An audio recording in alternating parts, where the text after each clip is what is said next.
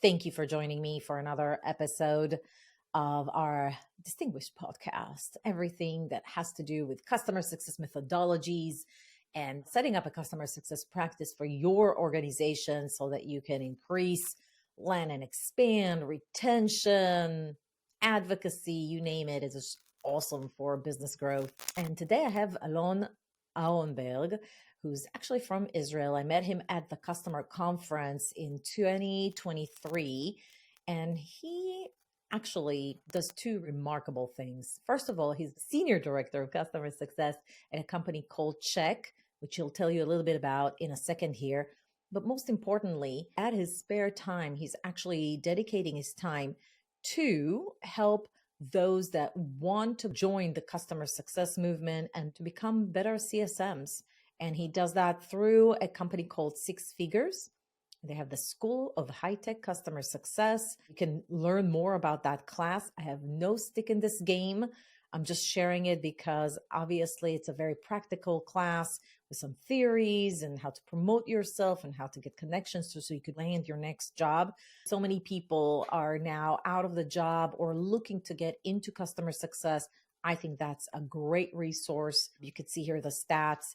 And with that, Alon, thank you so much for joining me on this podcast. What can you share about this class and why should people from outside of Israel probably look into it? Hi, Reed. So first of all, thanks for having me. Regarding the class, we try to do something different from other places. What's unique at 6 Figures is that besides the great material, there's no lectures here. We have mentors. If you look at our website, each course is being taught by thought leaders, senior VPs, CCOs, customer success directors. You learn from the experts, which is so important these days. It's not just theory. You hear different opinions. You hear things that happen in reality that gives you the base to understand customer success. Or evenly important, we help our students to create a network. It's hard to land your first job. It's probably the hardest thing. Even if you graduated the best university, having this network of senior people in the industry helps you out. And if you're shine in the course, if you participate, that's what helps our student most. And we have some amazing success stories of our students. Just looking at the list of the folks that are instructors in this class, and I assume that this is online in today's generation, like I can definitely recognize some big names in the Israeli community that are leading the chart in customer success, like Adi Aloni, who's actually living here in Palo Alto, but also like Sharon Pir and Orguz and Sivan Mor and so 𝘧𝘪𝘭𝘦𝘵, who's been also on my channel, 𝘱𝘳𝘪𝘭𝘥𝘪𝘯𝘕. There's a lot of very famous people from the Israeli customer success community that I know and appreciate a lot. So thank you for sharing that. What kind of customer success team do you have? How many clients are they dealing with each CSM? Like, what is the CSM ratio? Our CS organization is a bit complex because we have several products, and that's what makes it interesting. First, we have our scale product. So over there, we have tens of thousands of customers. It's a pull model. So CSM, they're managing basically all of the customers. Then we have our enterprise organization with hundreds of customers as well. Depends on the tier. Obviously, lower tiers, it's tens of customers. As you go up the tiers, it would be less. We kind of still stick to the golden number of $1.5 million in ARR per CSM, but give or take, obviously. For your lower segment, what is your tech stack and do you recommend it? We're basically transitioning into Vitally. We're going to use Vitally for both teams, enterprise and scale. And we're transitioning from 2 platforms that we had. The previous platforms didn't allow us to do what we wanted. And in Vitally, first, it supports the scales model with very robust playbooks and data integration. The enterprise motion, it was important for me also to have features for the CSMs, features they would love to use in the day-to-day, like summarizing calls, taking notes, and not just features that are important for in the management perspective. So we kind of get everything in one place. And obviously behind that, we have the entire data pipeline to inject what we need into the platform. So we use Segment, we take some from Salesforce, Zendesk, Snowflake. does Vitally has a built-in functionality to handle a pooled model? It does, yeah. You can do a round robin for CSMs. For the pooled model, is there anything else that you're doing besides the round robin? And I think you mentioned email campaigns. Is there anything else that you do leveraging technology, whether it's Vitally or something else, that you found to be quite effective with a longer tail segment? The first answer comes to my head is data. You can't move without data. So data is the main pillar for identifying opportunities, risks with those accounts. There's no way we can do it manually. So data basically triggers personal interactions if needed, or specific emails with value proposition, for example, if we identify opportunity and so on. Also identifying risks if needed. Like how do you eventually identify potential, not just features, but which accounts might be able to grow, which accounts are very small, and it's eventually a waste of time also to interact with. So data, it's the first thing that we work on. And then there's layers of email. There's emails that are coming from the CSM, and there's a layer of marketing emails that we do to educate our customers how to activate the platform, tips and tricks. We also do it according to their journey. So it's not an ad hoc campaign that goes through all of the customers, depending on where they at in their journey, what they used in the product, and we try to tailor it as much as possible to their needs. Have you tried anything else besides email campaigns, such as customer webinars, in-app messages? Yeah, we have both actually. Yeah. Let's talk a little bit about the high touch. During your presentation at the customer conference in 2023, you were doing a service to the audience, and you brought about 3 challenging scenarios that are fairly common with customers. What was the challenge? How did you combat those? Lessons learned? I think it would be great for anybody that's watching and is constantly dealing with customers to kind of like go through these scenarios to see what we can learn from those together. So in general, what we're going to do next is how CSM should basically navigate common yet challenging scenarios with customers as a CSM. Yes? Tell me about this. Like, what is an untrained CSM or a new CSM or a CSM without frameworks experiences their role? We always say we shouldn't be firefighters and we should be strategic, but I always feel it's very, very high level. At the end of the day, I think if we'll do a survey to CSMs, most of them would feel like they're putting out fires. And a lot of it is not because of them. It's because of many other reasons. It's products, it's crises, there are issues, there's bugs. But yes, there's a lot of things that we can do better. And of course, we need these methodologies and frameworks and know how to work. But we have to develop the muscle also of thinking outside the box. I don't think it's always the same playbooks that you can use. Something happened, let's do A, B, C. I think a good CSM brings 2 important elements. He has to bring much more, but first he has to bring some value to the table. So he has to understand what the product is doing. How can he tie that to the business needs of the customer? And a second element also is understanding situation, how you navigate those situations. Each situation could be very similar because you had so many customers before, but at the same time, it could be different completely. The customer is different. There's other agendas. There's other elements that you're not aware of.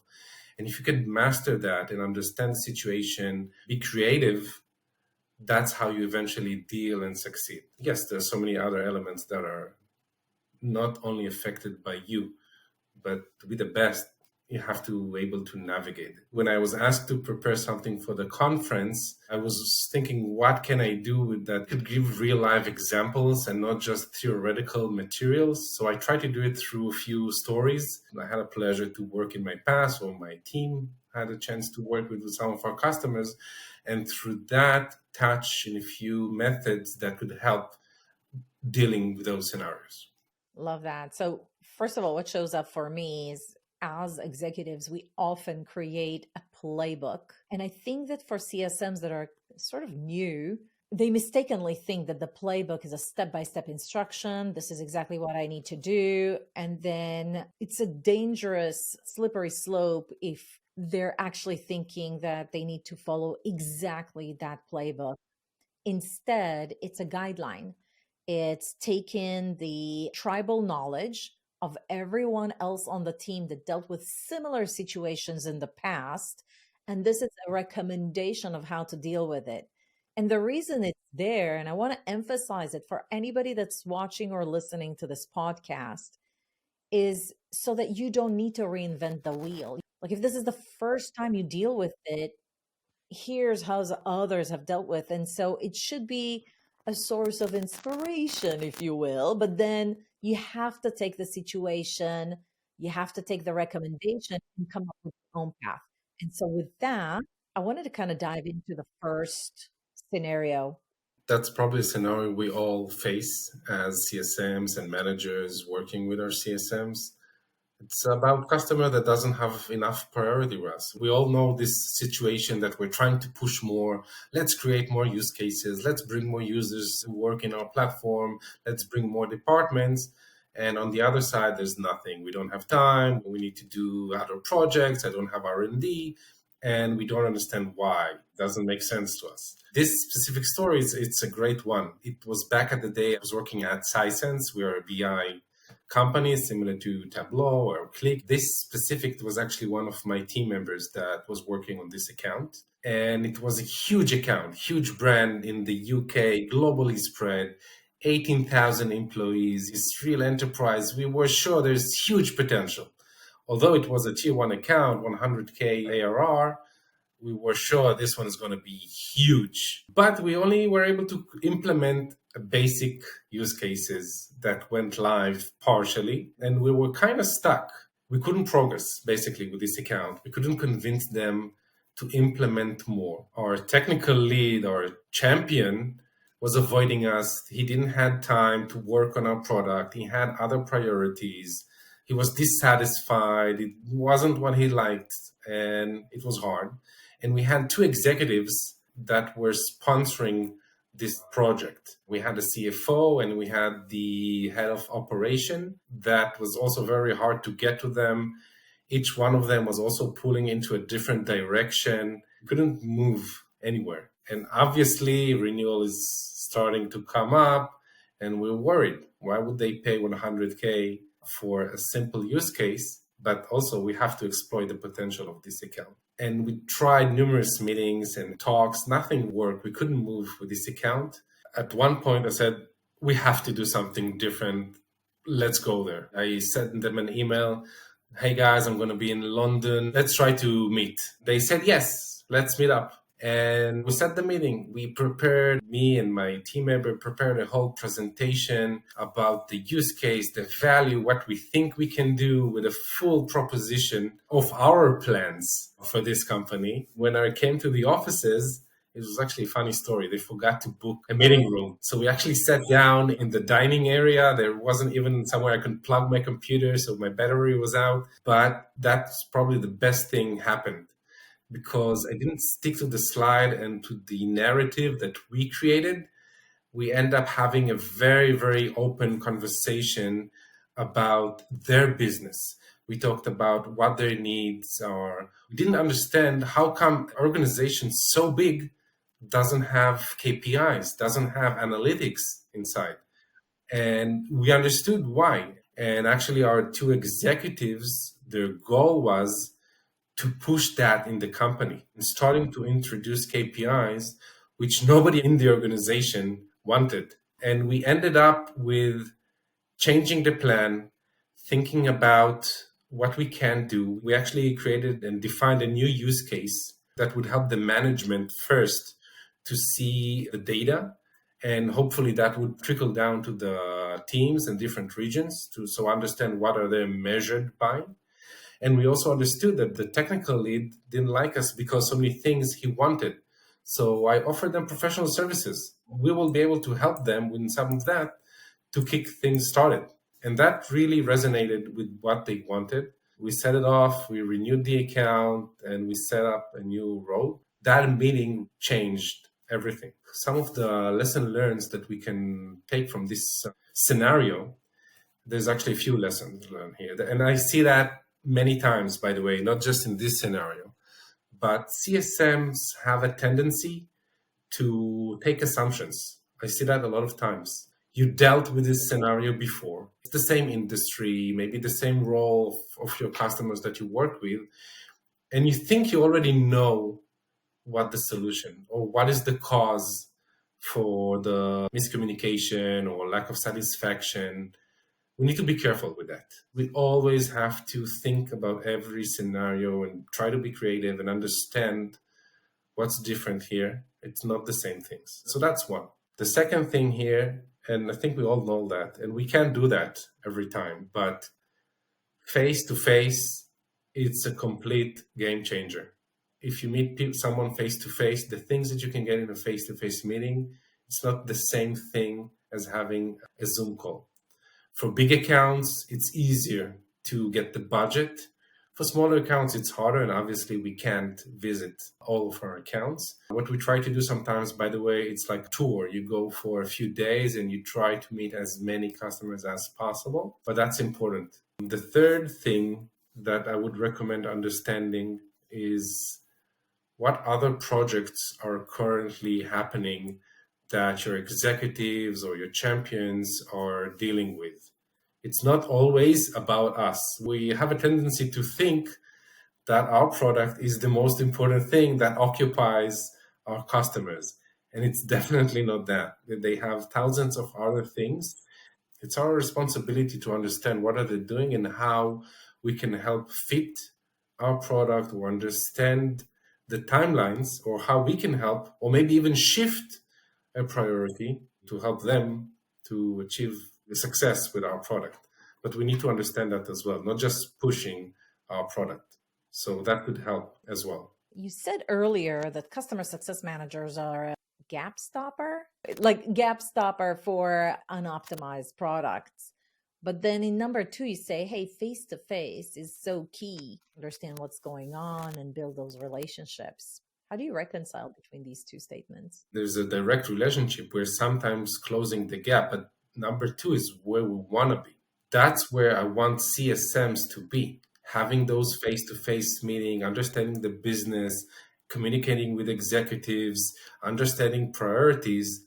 That's what we need to do. They need to understand the product in order to recommend what our customers should do, what would fit their needs. In a lot of cases, we're dealing with gaps and bugs and issues and trying to tell why this is not working, but that's wasting our time.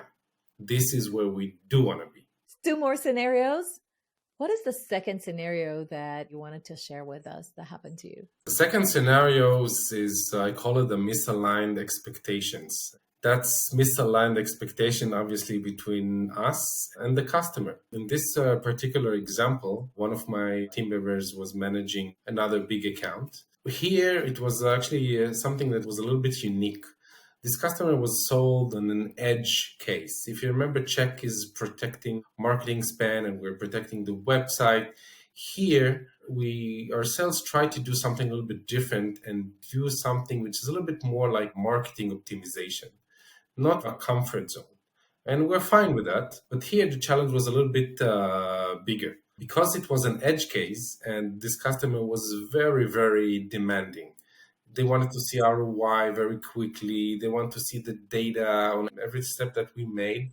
And this is fine. One of our favorite things is an exit point. I know all CSMs like exit point, also added to the pressure in this case. Sadly enough, those low-paced customers, suddenly they don't have a priority and they needed to get R&D resources. And we discovered some technical gap on their website that was sending us lacking information that impacted some of their analysis. And of course, the champion switched in the middle.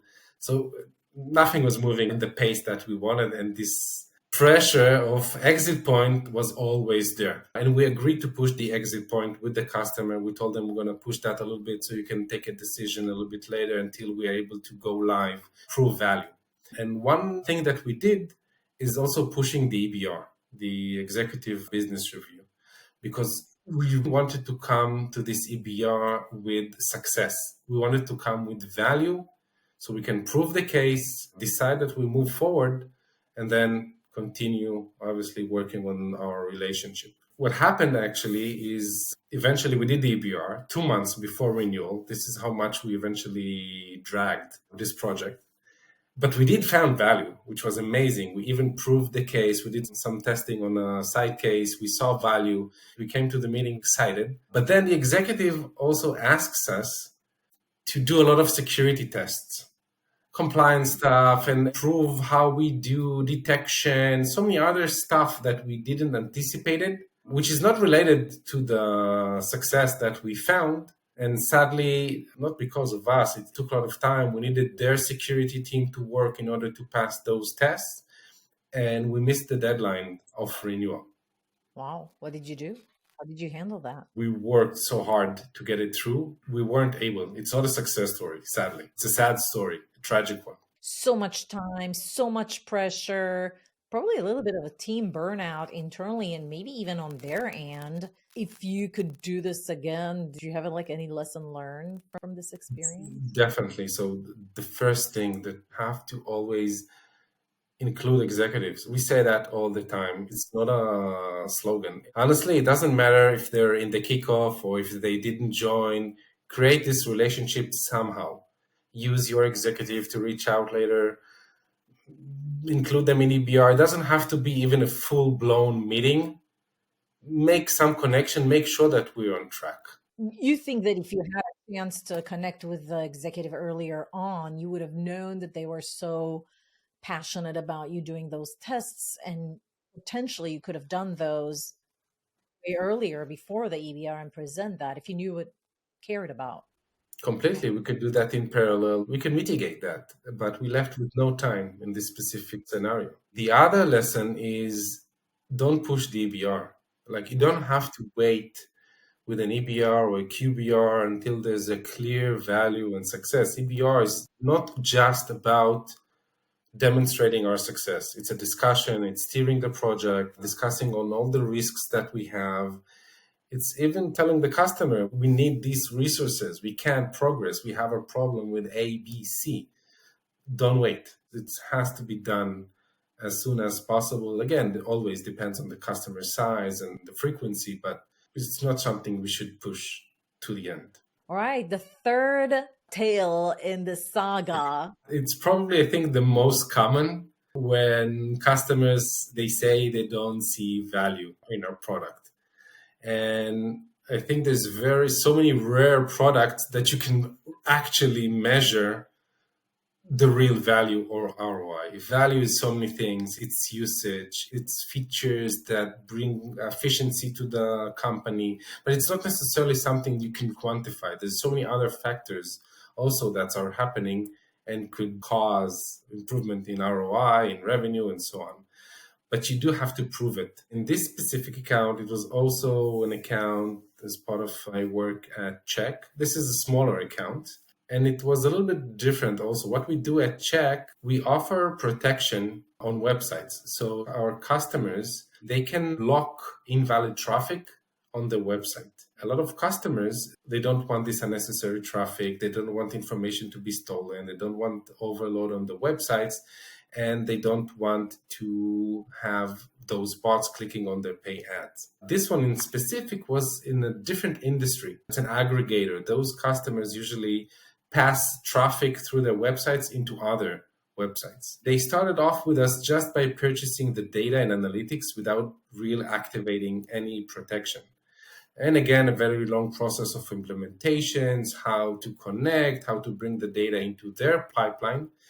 And we could never convince them to move into protection mode. They only doing analytics, but they weren't willing to move forward with protection. And the main reason was because of their business. They're not just having invalid entities on site, they're passing it along into other vendors. And that's something that was different here. It was a challenge, and of course, renewal is coming up around the corner as always. And we knew this industry, and we tried to convince them that this is a common thing in the industry, and you don't want to pass invalid traffic forward because that could also impact your business. But we couldn't convince them. What can we do here that would be more creative? We actually had our own company kickoff. And in this kickoff, one of the customers that came from Europe to talk about his success with us was one of our biggest clients. He was in the same industry as this customer. We said, why not meet them? Let's have those two meet and talk. After our customer had the presentation, we sat down. I was present as well with both of them. And he just told them what he's doing with us, what his perspective of things and how he uses us. Although those were similar things to what we said, hearing that from a peer and a company that he knows their brand resonated with him and changed his thought. He was actually opened up to try new things, and we continued to work together and implementing additional features and enabling blocking and so on. I want to remind those that are listening that you actually mentioned earlier in this conversation that customer webinars are very powerful for the long tail. This is essentially a scalable option for two face-to-face meetings. So with the very large companies, you can have two executives sit down that are in similar industries to tell each other best practices.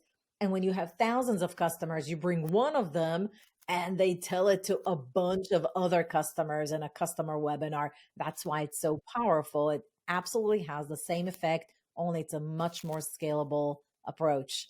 When I purchase software, the first thing I do, I talk to my peers. I want to hear what my peers are doing. Are they satisfied? Which use case they're using? I do that before I talk to the vendor even. So hearing it from a vendor is different than hearing it from peers that were successful in implementing and solving pains that they have. I agree with you. That's a very powerful way to do that. Alon, thank you so much for sharing around your world, what you do, how you do it. I think anybody that listened to this podcast has learned a lot, and I appreciate your time today. It's a great honor to be here, Reed. Thanks for your time. Thank you so much for watching and listening to our podcast today. Give it a like if you learned something new, subscribe and turn that notification bell on so you don't miss out on any new conversations that I have with customer success executives.